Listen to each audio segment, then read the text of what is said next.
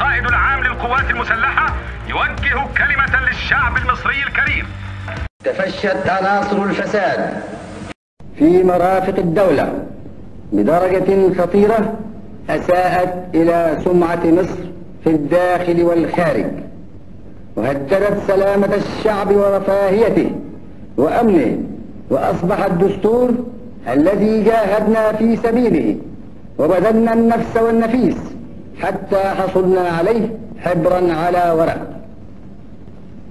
ولم يكن الفساد وقفا على المرافق المدنية، بل تعداها إلى الجيش، وتآمر الخونة على جعل مصر بدون جيش كامل التسليح يذود عن حيادها إذا جد الجد، فلم نجد مناصا من منازلة الفساد والقضاء عليه أينما وجد، فقمنا بحركتنا السلمية معتمدين على الله وعلى تأييد شعب مصر الكريم بغرض أسمى، وهو تطهير مرافق الدولة وفي مقدمتها الجيش وإعادة الحياة الدستورية الصحيحة في البلاد.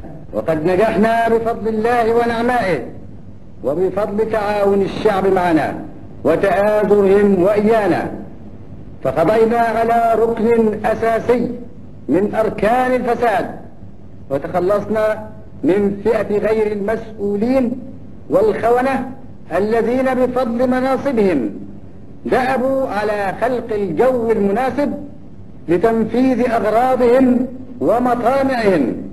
وليست حملة فلسطين وما حدث فيها من مآس ومخازن وما ذاب فيها من ضحايا ببعيد، وقد بدأنا منذ اليوم الأول في تطهير الجيش.